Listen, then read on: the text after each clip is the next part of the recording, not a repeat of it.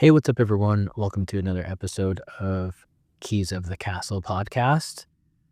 Today, I think I'm going to go ahead and go over the Christmas stuff that we experienced the other day and just some of the things going on at Disneyland this year for Christmas for 2024.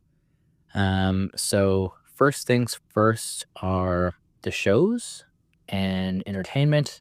So, I don't have everything exactly laid out. So you'll have to look a little bit further into that as far as times. So, first thing off the top of my head is that Santa is at the Fantasyland Theater. And I think that's more so towards the morning. I don't have the exact times anymore. I am planning to do like 3 or 4 episodes on the one single day that we had at Disneyland. Anaheim, California for Christmas time. So I'm just basing everything off of that one day. Um, so actually, I'm just looking at my notes here for before we went to the park, and I have Santa down for 10:30 a.m. at the Fantasyland Theater. I think there's like a little bit of activities for kids and stuff like that too.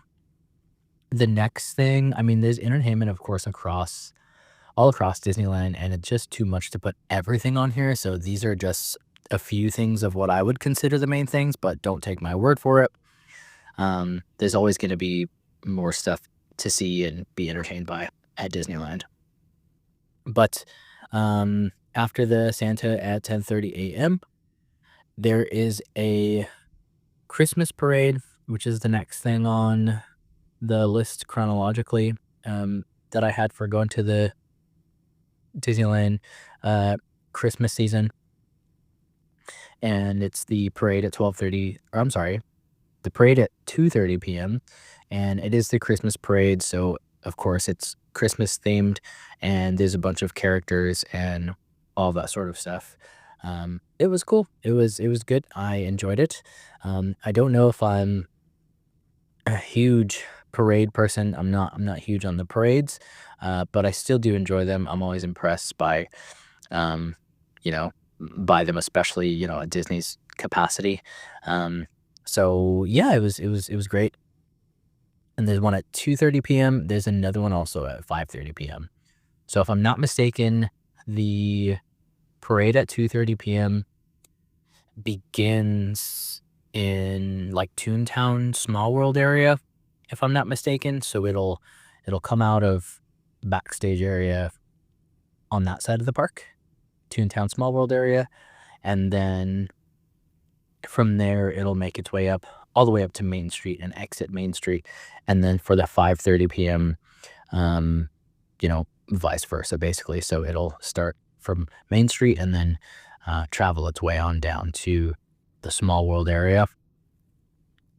And I did some research and saw that there was someone who went to the tree light up in the afternoon, and then stayed there to wait for the parade. I thought that was a brilliant idea. And it was really nice to be able to see that and kind of get a gauge for how busy it was going to be for the parade. The busyness, though, that's always kind of unpredictable.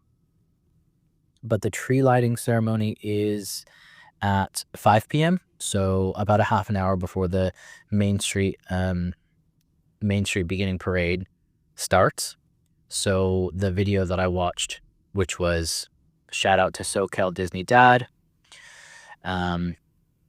he, I think, got his place at like 4:30 and waited there to see the tree light up at 5, and then of course was there to see the parade at 5:30, and it seemed like he got pretty good, like a pretty good viewing spot. For us, we didn't even do that. We were like maybe 15 minutes ahead of time. And honestly, it worked out fine. We got a good place, but then again, the day that we went on was like really, really, really not busy. It was a very slow day. So, yeah, that's the parades. That's the Christmas tree light up. I think it's like a lighting ceremony, maybe. I'm not sure what the official name is. but that's at 5 p.m. So be there on Main Street at the front of the park if you're interested in that. Of course, this episode is only going to cover Disneyland Park. Another thing is that it's a small world. I don't know if it's a light up ceremony or what it is, but basically they turn on the lights and they might say something fun and exciting at 4:30 p.m. And then the castle then lights up at 7:30 p.m. I think there's a sort of like a light up ceremony or whatever at 7:30 p.m. and 8:30 p.m.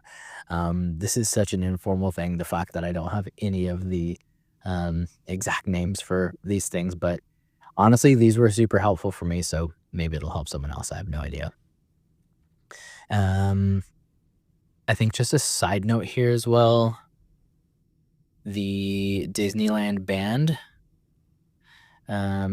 potentially would be at Main Street Station at 4:15 p.m. That might have been just on the day that we went, and I'm guessing also all of these times could potentially change by day.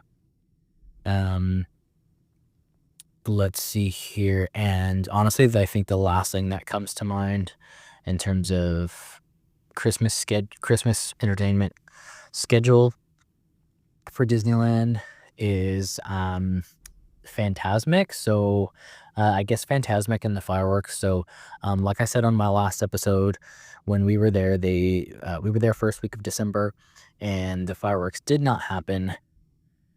And so they just did like the light up special thing, which happens on the castle and then also on the Main Street buildings.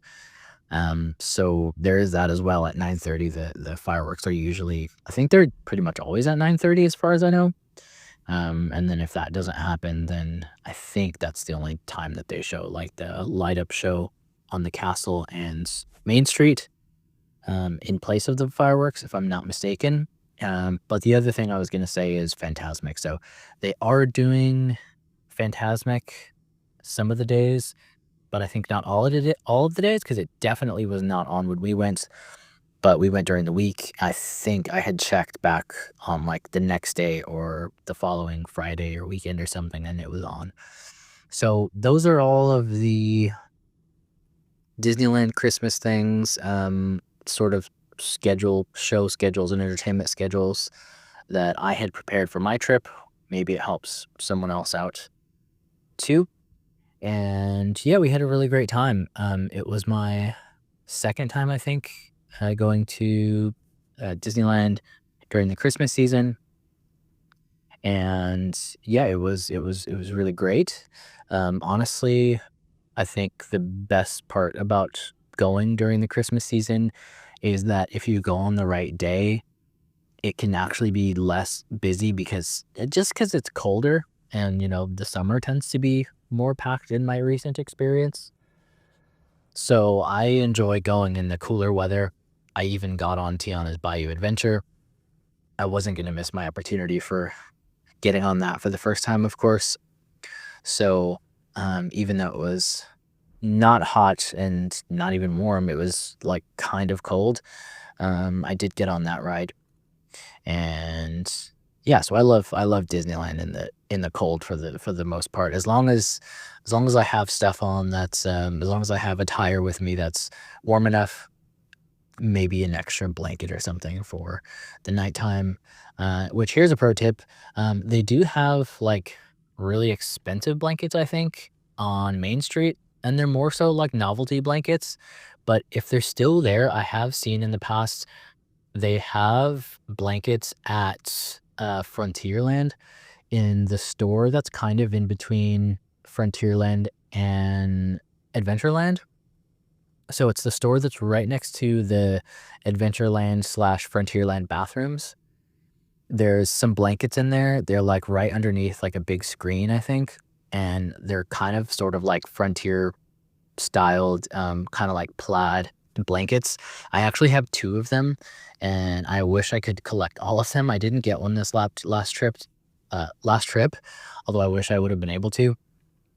But they're really, really cool, and yeah, my dream is to collect all of them. But there literally looks like there's 20 different variations of colors and patterns and things. So probably not going to happen, but yeah, those are cool blankets to check out as well.